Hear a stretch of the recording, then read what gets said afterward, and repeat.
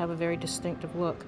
Consequently, we ended up settling on not a real church, but the actual facade of a Masonic temple. And the stairs leading up to the church, we had tried to find locations for it, but we just couldn't find what we wanted. So we built in the studio a set of stairs that we then composited the church at the top of the stairs, and then we put the face of the church on the outside of our interior set. I think people are going to be surprised.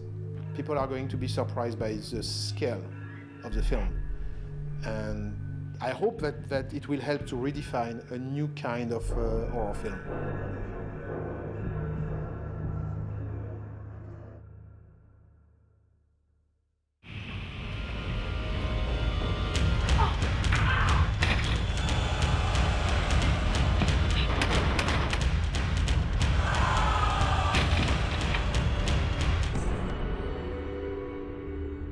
It was Christophe's vision that Rose is very much a normal person in this unnormal world. But she does get to engage in stunts, which is like every actor's fantasy.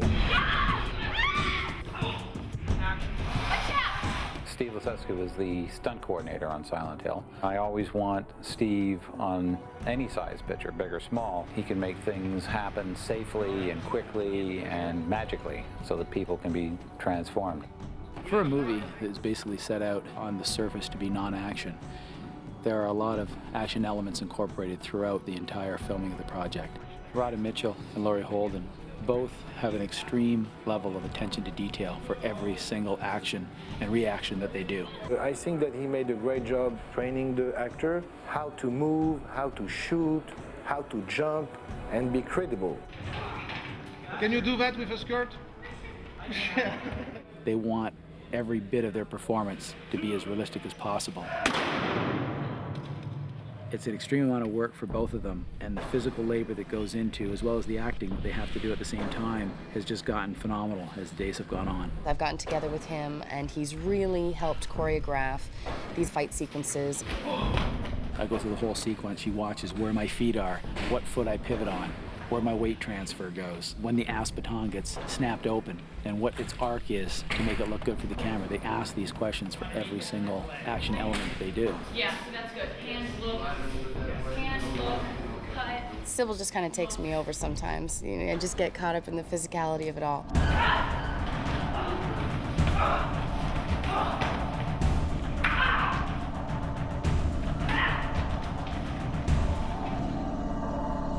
If you review the scene, you'll see that Sybil is not wearing any protective gear on her arms, and the miners are wearing these huge costumes with 1.5-inch thick metal underneath them. So every time I was hitting them, I was scraping up my arm, pretty much my right arm mostly, but both of them. And they were bruised and cut up and scabbed. But at the end of the day, it was so fun and exciting, and I look at all my war wounds as my badges of honor.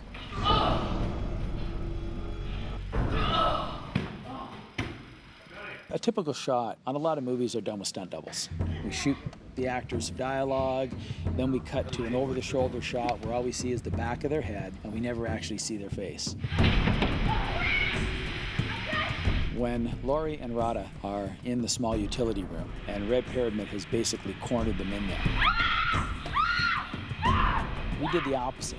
We actually shot from the front face on, so we could see both Laurie and Radha's faces throughout the entire sequence. I thought that I would just be primarily using my imagination.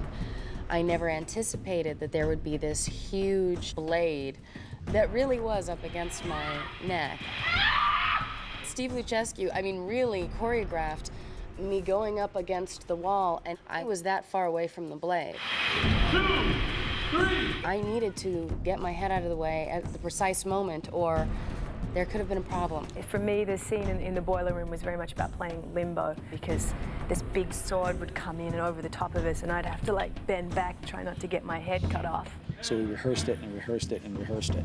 The blade was coming in at a very slow speed at first, and then we doubled the speed and doubled it again and doubled it again until we got to the final speed that we operated it at.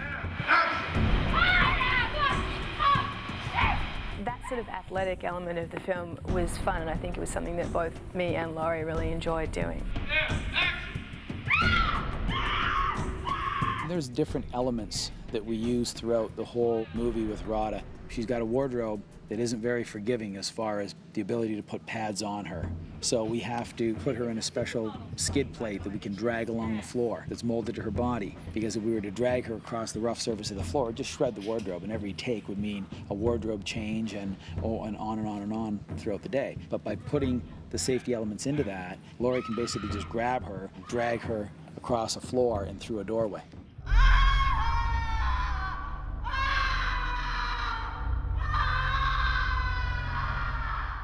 I think most actors love wire work because it gives them the ability to do a lot of acts that they would never be able to do without the assistance of the wires. We get to see their face on camera. They get to jump higher and jump further than they can physically do all by themselves. So they get to play, they get to have fun, and they get to see their faces on the screen doing it, and so do the audiences. There is one scene, and I think it was one of my favorite days, where I come across a pit and I see Dark Alessa for the first time. And in order to get to her, I have to jump over all these metal beams. Radha's background didn't encompass any kind of wire work. So we started working with her, putting her in a harness, walking her on the ground, then taking her in small little jumps. And she caught on extremely quickly. And she just wanted to do more and more. She wanted to see the stunt double, how the stunt double would do it, and then she just simply wanted to do it.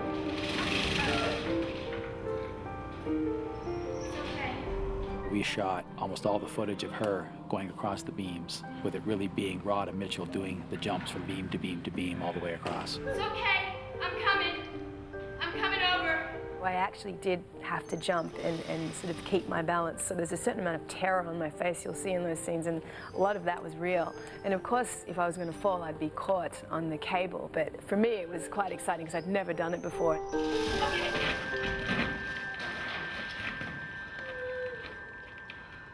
Sybil sacrifices her life.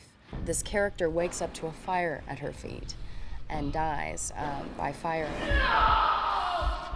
How do you prepare for a scene like that? It was absolutely terrifying. It was boiling hot. I was on a 35-foot ladder with a metal harness that was digging into my skin, and they lowered me over a fire. There were real spikes coming out of the ground, metal and wood, with the fire, and all I thought was, as I was being lowered, one slip up and I'm impaled. So the terror and the fear and the heat was all very real.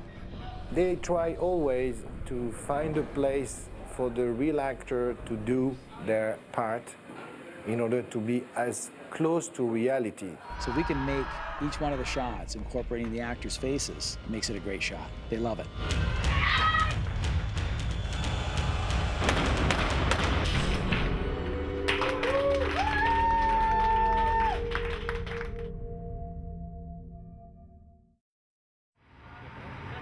This is great serious horror with a director that appreciates what you do monster-wise.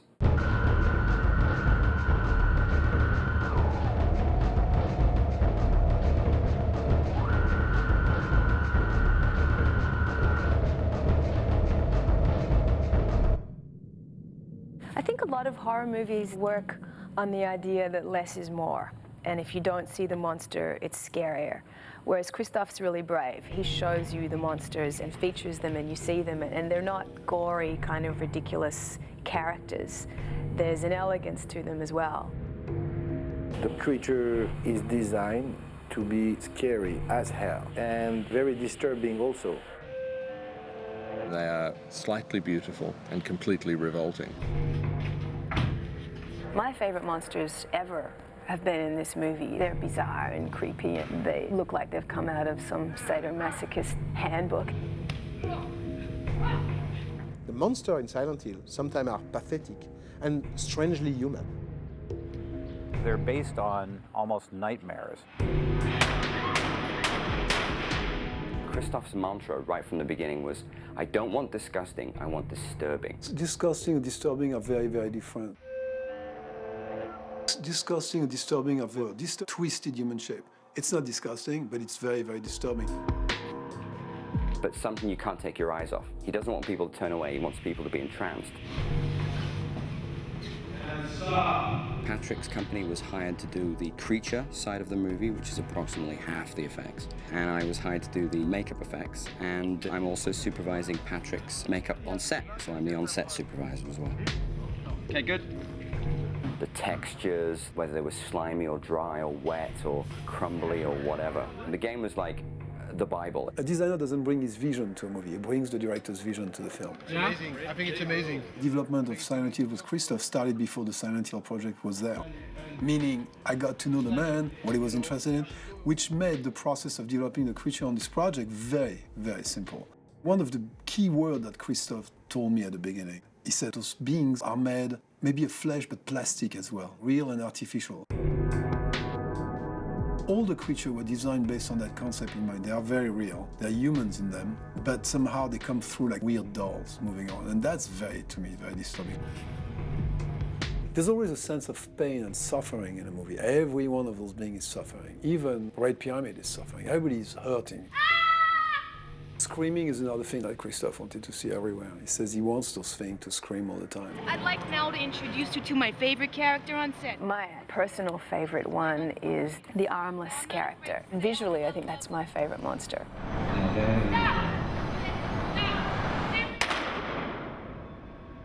Well, armless is a suit that covers the guy completely, but it's also a very light suit. Getting into the costume, it's not a long process. The armless character was just a two-piece costume that Patrick had designed. It was a pair of skin-tight silicone legs that were airbrushed in mottled skin tones and like a plastic foam rib cage.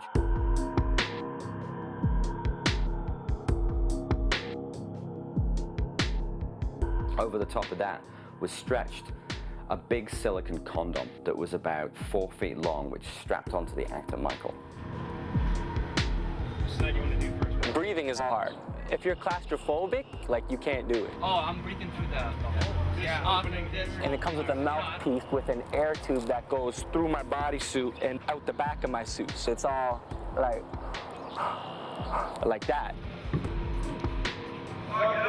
Patrick had designed it so Michael could wear the costume. There would be a manifold built into the chest and a little kind of a vent and a hose that would be plugged into a big pressurized container full of black methocel, which is essentially food thickening agent mixed with water and black pigment.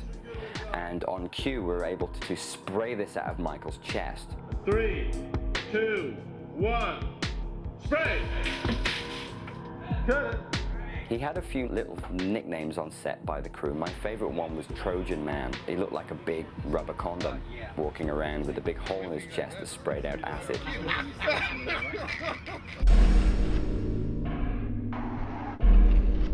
The Grey Child, that was something totally created from scratch. The idea was having your skin sliding backward. I don't want the whole skull and jaws to be deformed. If this happens, you retain a face, a skeleton face here, just the skin is being pulled away, which is exactly the effect that Christoph wanted.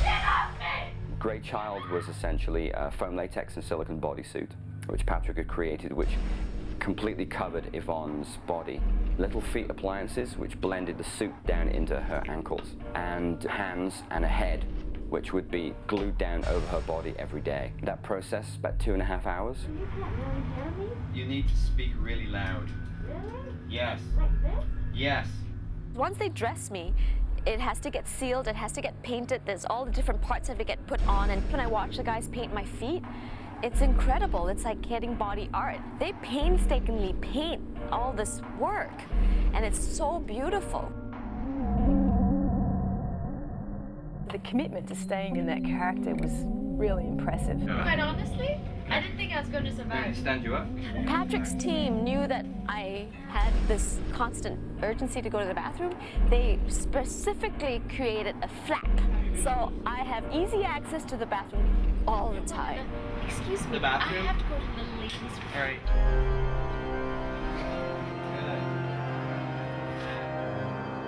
There was a lot of excitement on set when the nurses came to set because they were en masse, and because there were so many women that looked exactly the same with no faces, it looked kind of like a pack of animals. Those designs came from the game, and this idea of like having no face and just a scream. We decided to just build a couple of generic masks which had the mouth open, which later will be tweaked with CGI for expression and things like that. I created the costumes and the hats of the nurses. Essentially, we took a generic body form and sculpted distressed, rotting, putrefying skin in a very thin layer over that surface. We brought in 20 girls, so I created 20 latex nurse costumes, which did up with zip ties and Velcro, because they had to be extremely tight on the girls' bodies.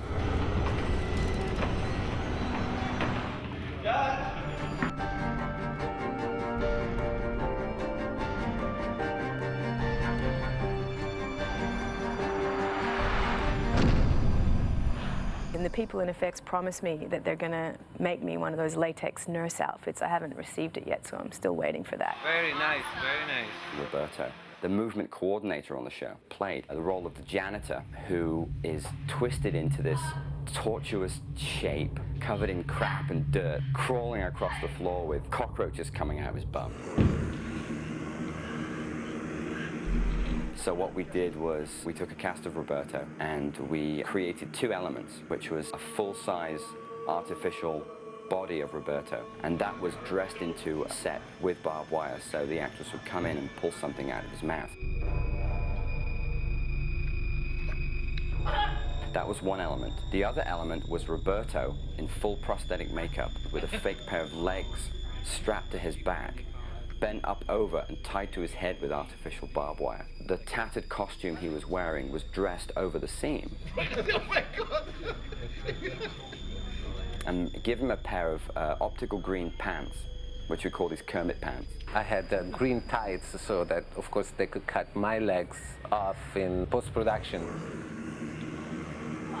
Essentially, you could shoot it from the side and from the front and from behind, and it would give the impression that Roberto had been bent double. The first day we shot this, and he's lying on the ground in all this dirty mud with this barbed wire wrapped around his head, and I just leaned in and whispered, "Just remember you wanted to do this." But Roberto was able to pull it off quite magnificently. Roberto was able to take another part in the movie, which was the role of the Red Pyramid.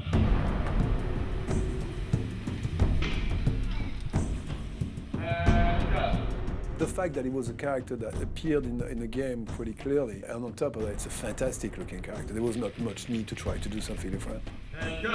We had to find the right proportion that would still allow an actor to carry this for hours on set. So we worked with very, very light material that are painted in such a way that they look extremely heavy, but bottom line, they were very light. My prosthetics, the upper body is glued to my skin, so the skin doesn't breathe, but it's so soft that it's like second skin. It was about 1, 2, 3, 4, 5 part prosthetic, which was blended into his skin, and artwork by me and my team. And we also, apart from painting his chest, his arms, and his neck, we also had to paint his bum cheeks and his legs, because I didn't give him the option of having underwear. That process took about 2.5 to 3 hours every time Roberto played. Also, Wendy Partridge had created a leg extension, so he was just shy of 7 feet tall in the complete costume. We really did come up with a very good 15-inch sole on this boot, and then with the costume coming back right down over the front of the feet, even though when you see him from behind it looks like skin and you don't know what it is, but he actually has a boot on that's 15-inch tall.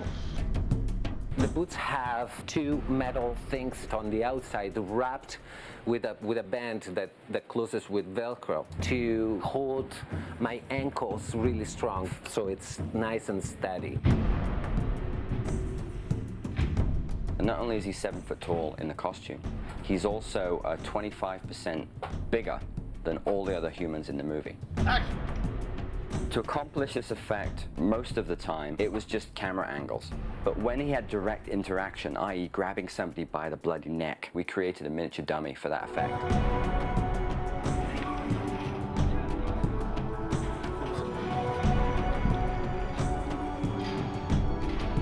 Okay, good. I don't think I've had a good day at work unless I have to take an hour to wash my hands. With Roberto, with Yvonne, and with Michael, we couldn't have asked for a better bunch of people to play creatures. Because not only were they enthusiastic throughout the entire performance, throughout the entire show, they never complained once. They made the movie for me by the fact that they'd come in each and every day going, hey Paul, how's it going? Great, let's put this on, let's go to work. I need some kind of attention here. It's not just about them. The whole movie has been a blast. Every day you'd catch someone's eye and you'd just start laughing. This is why I got into the industry, to work on a big budget horror movie with a bunch of great people and do some cool work.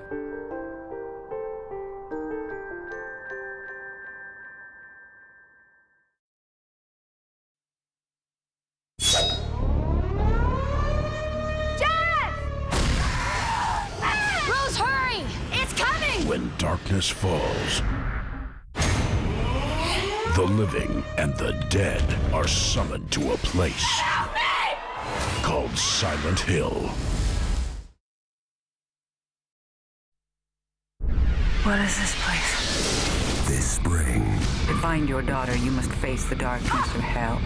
once you enter this world, there is no turning back.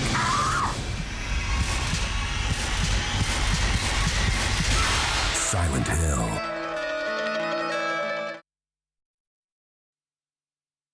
To find her daughter, she must enter the living darkness that is Silent Hill.